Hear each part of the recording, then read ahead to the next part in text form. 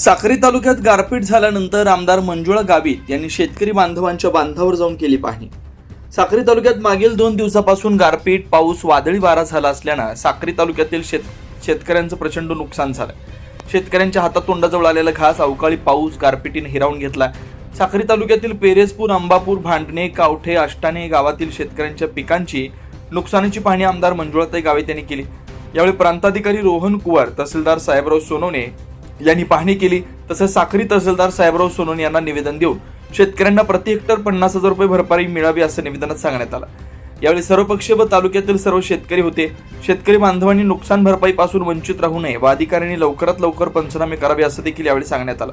यावेळी साक्री तालुक्याचे आमदार मंजुळाताई गावित, राष्ट्रवादी काँग्रेसचे जिल्हाध्यक्ष जितेंद्र मराठे, शिवसेना तालुका प्रमुख तथा नगरसेवक पंकज मराठे, राष्ट्रवादी काँग्रेसचे तालुका अध्यक्ष गिरीश नेरकर, काँग्रेसचे दिनेश नेरकर, पंचायत समिती माजी सदस्य प्राध्यापक युवराज काकुस्ते तसेच यावेळी साक्री तालुक्यातील सर्व शेतकरी यावेळी बांधव उपस्थित होते।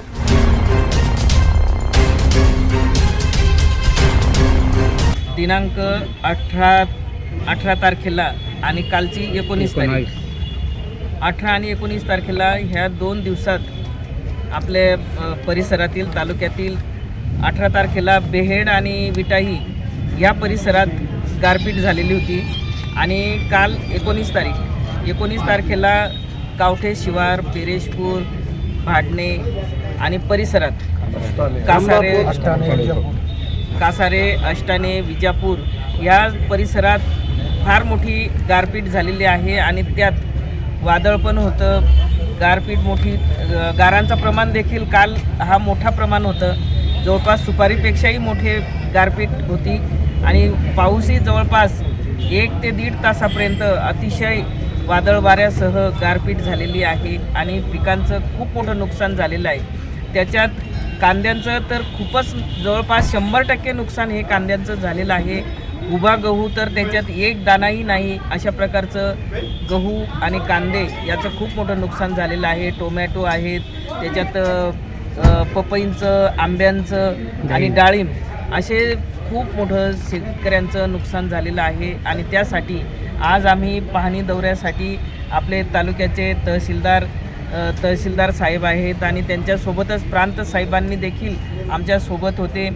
शेतकरी, आपले कृषीचे अधिकारी आणि त्यांची संपूर्ण टीम असं आम्ही सर्व अधिकारी कर्मचारी यांच्यासोबत आणि आपले तालुक्याचे लोकप्रतिनिधी, आपले साक्रीचे नगरसेवक असतील किंवा आपले कार्यकर्ते असतील, शेतकरी बांधव आणि यांच्या सगळ्यांच्या सोबत आम्ही कावठे शिवार, पेरेसपूर शिवार, भाडणे, अंबापूर आणि इकडचं बेहेड, कासारे, मिठाई या परिसरातील देखील सर्व पंचनामे करायची सूचना आज या ठिकाणी देण्यात आलेल्या आहेत आणि त्यासाठी या संपूर्ण महसूल विभाग आणि कृषी विभाग यांचे सर्व अधिकारी कर्मचारी सज्ज झालेले आहेत आणि पंचनाम्याची सुरुवात त्यांनी आजपासून केलेली आहे।